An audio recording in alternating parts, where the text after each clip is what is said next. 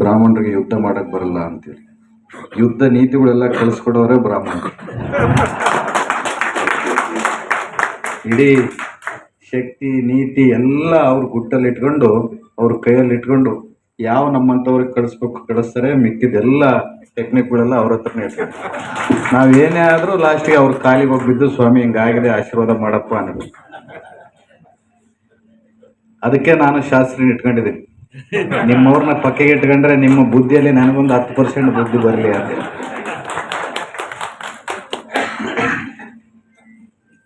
ಅದೇ ರೀತಿಯಲ್ಲಿ ಇವತ್ತು ಈ ಕಾರ್ಯಕ್ರಮ ಎಲ್ಲರೂ ಹೇಳ್ತಿದ್ರು, ಇವತ್ತು ಒಂದು ಮಹಾನ್ ಕಾರ್ಯವನ್ನು ನಮ್ಮ ಶಾಸಕರು ಮಾಡಿದ್ದಾರೆ. ಇಂಥ ಕಾರ್ಯವನ್ನು ಮಾಡಿದ ಶಾಸಕರಿಗೆ ನಮ್ಮ ಧನ್ಯವಾದಗಳು, ನಿಮ್ಮ ಋಣದಲ್ಲೇ ಇರಬೇಕು ಹಂಗೆ ಅಂತೇಳಿ. ಯಾವತ್ತಾದರೂ ಈ ಭರತ್ ರೆಡ್ಡಿ ಬಳ್ಳಾರಿ ಜನರ ಋಣದಲ್ಲಿ ಇರ್ತಾನೆ ಹೊರತು ನೀವು ಯಾವತ್ತೂ ನನ್ನ ಋಣದಲ್ಲಿರಲ್ಲ. ನಾನು ನಮ್ಮ ಶಾಸಕರು ನಮ್ಮ ನಾಯಕರು ಅಂತ ಹೇಳ್ತಾವೆಲ್ಲ ಹೇಳ್ತಿದ್ರು ಅಭಿಮಾನದಿಂದ. ನಾನು ಹೇಳಲಿಕ್ಕೆ ಇಚ್ಛೆ ಪಡ್ತೀನಿ, ನಾನು ಯಾವುದೇ ದೊಡ್ಡ ಸ್ಥಾನಕ್ಕೆ ಹೋದರೂ, ಎಷ್ಟೇ ನಿಮ್ಮ ಆಶೀರ್ವಾದದಿಂದ ಯಾವುದೇ ಸ್ಥಾನಕ್ಕೆ ಹೋದರೂ ನಾನು ಯಾವತ್ತಿದ್ರೂ ನಿಮ್ಮ ಸೇವಕನಾಗೇ ಇರ್ತೀನಿ ಹೊರತು ನಾನು ಯಾವತ್ತೂ ನಿಮ್ಮ ನಾಯಕನಾಗೋಕ್ಕಾಗಲ್ಲ, ನಿಮಗೆ ಲೀಡರ್ ಆಗೋಕ್ಕಾಗಲ್ಲ. ಯಾಕಂದರೆ ನಿಮ್ಮೆಲ್ಲ ಆಶೀರ್ವಾದದಿಂದ ಒಂದು ಸಾಮಾನ್ಯ ವ್ಯಕ್ತಿ ಇವತ್ತು ಶಾಸಕನಾಗಿ ನಿಂತಿದ್ದೀನಿ ಅಂತಂದರೆ ತಮ್ಮೆಲ್ಲ ಆಶೀರ್ವಾದ, ತಾವೆಲ್ಲ ಮಾಡಿದ್ದ ಆಶೀರ್ವಾದ, ತಾಯಿ ದುರ್ಗಮ್ಮ ಮಾಡಿದ್ದ ಆಶೀರ್ವಾದ, ಕೋಟೆ ಮಲ್ಲೇಶ್ವರ ಸ್ವಾಮಿಯವರು ಮಾಡಿದಂಥ ಆಶೀರ್ವಾದದಿಂದ ಇವತ್ತು ಶಾಸಕನಾಗಿ ನಿಂತೀನಿ ಹೊರತು ಶಾಸಕನಾಗಿದ್ದ ತಕ್ಷಣ ನಾನು ಶಾಸಕನಾಗಿದ್ದೀನಿ, ನಾನು ನಾಯಕನಾಗಿದ್ದೀನಿ, ನೀವೆಲ್ಲ ನನ್ನ ಒಂದು ಲೀಡರ್ ಅಂತ ಕರಿಬೇಕು, ಒಂದು ನಾಯಕನಂತ ಕರಿಬೇಕು ಅಂತೇಳಿ ಅಂತ ಅಪೇಕ್ಷೆ ಪಡೋನಲ್ಲ.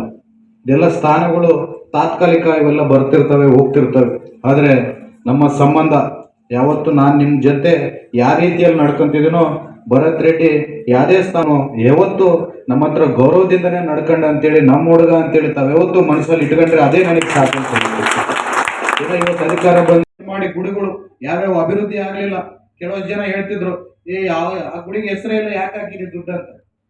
ಅಲ್ಲಿ ಗುಡಿಗೆ ಹೆಸರಿದೇನೋ ಇಲ್ಲ ಅದು ಬೇರೆ ವಿಚಾರ, ಅಲ್ಲಿ ದೇವ್ರಿದ್ದಾನೆ. ಎಲ್ಲಿ ದೇವ್ರು ಇರ್ತಾನೋ ಅಲ್ಲಿ ಲಕ್ಷಾಂತರ ಆಶೀರ್ವಾದ ನಡೆಯುತ್ತೆ. ನೀವು ಗುಡಿಗೆ ಹೆಸರಿದೇನೋ ಇಲ್ಲ ಅಂತ ತಾವು ನೋಡ್ತೀರಿ, ಅಲ್ಲಿ ದೇವ್ರಿದ್ದಾನೆ ಅಂತ ನಾನು ನೋಡ್ತೀನಿ.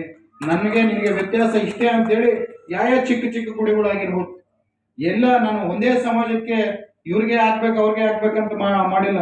ಬ್ರಾಹ್ಮಣ ಸಮಾಜದಿಂದ ಇರ್ಬೋದು, ದಲಿತ ಸಮಾಜವರೆಗೆ ಪ್ರತಿಯೊಂದು ಸಮಾಜಕ್ಕೆ ಏನೇನೋ ಅವ್ರ ಗುಡಿಗಳಿದೆ. ಯಾರು ನಮ್ಮ ಹತ್ರ ತಗೊಂಡ್ಬಂದು ಈ ಥರ ನಮಗೆ ಸಮಸ್ಯೆ ಇದೆ, ನಾನು ಗುಡಿ ಅಭಿವೃದ್ಧಿ ಆಗ್ಬೇಕಂತ ಕೇಳಿದರೆ ಪ್ರತಿಯೊಬ್ಬರಿಗೆ ನಾವು ಆ ಗುಡಿಗಳಿಗೆ ಅನುದಾನವನ್ನು ಕೊಟ್ಟಿದ್ದೀವಿ.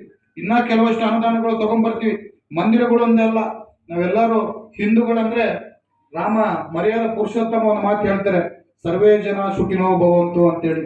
ನಾವೆಲ್ಲ ಹಿಂದೂ ಸಮಾಜದಲ್ಲಿ ಹುಟ್ಟಿದವರು ಎಲ್ಲರನ್ನೂ ಸೇರಿಸ್ಕೊಂಡು ಹೋಗ್ಬೇಕು ಅಂತ. ಅದೇ ರೀತಿಯಲ್ಲಿ ರಾಮ ಹೇಳಿದಂತೆ ಮಾತಲ್ಲಿ ನಾವೆಲ್ಲ ಮುಸಲ್ಮಾನ್ ಬಾಂಧವರಿಗೆ 5 ಕೋಟಿ ರೂಪಾಯಲ್ಲಿ ನಾವೆಲ್ಲ ಮಸೀದಿಗಳೆಲ್ಲ ದುಡ್ಡು ತಗೊಂಡ್ಬಂದು ನಮ್ಮ ಗುಡಿಗಳು ಅಭಿವೃದ್ಧಿ ಆಗ್ಬೇಕು, ಅವ್ರ ಮಸೀದಿಗಳು ಅಭಿವೃದ್ಧಿ ಆಗ್ಬೇಕು, ಚರ್ಚ್ಗಳಾಗಿ ಅಭಿವೃದ್ಧಿ ಆಗ್ಬೇಕು. ಯಾಕಂದ್ರೆ ನಮ್ಮ ಮನೆಯಲ್ಲಿ ಕಷ್ಟ ಬಂದಾಗ ಚರ್ಚ್ ಕಂಡ್ರೆ ಚರ್ಚ್ಗೆ ಹೋಗ್ತೀವಿ, ಮಂದಿರ ಕಂಡ್ರೆ ಮಂದಿರಕ್ಕೆ ಹೋಗ್ತೀವಿ, ಮಸೀದ್ ಕಂಡ್ರೆ ಮಸೀದಕ್ಕೆ ಹೋಗ್ತೀವಿ.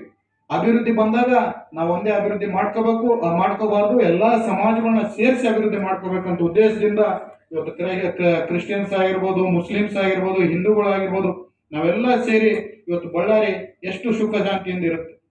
ಹಿಂದೂ ಸಮಾಜ ಮತ್ತೆ ಮುಸಲ್ಮಾನ ಸಮಾಜ ಎಲ್ಲ ಅಣ್ಣ ತಮ್ಮರ್ಗ ತರ ನಾವೆಲ್ಲ ಕಲ್ತು ಹೋಗ್ತಿರ್ತೀವಿ. ಮಾಮ ಅಳಿಯ ಯಾವ ತರ ಕರ್ಕೊಂತಾರೆ ಅಂತ ಬೇರೆ ಊರಿಂದ ನನ್ನ ಸ್ನೇಹಿತರು ಬಂದಿದ್ರು.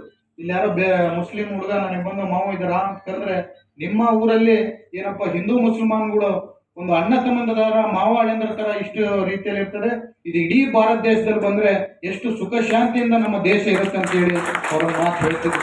ಅದೇ ರೀತಿಯಲ್ಲಿ ಬೇರೆ ಬೇರೆ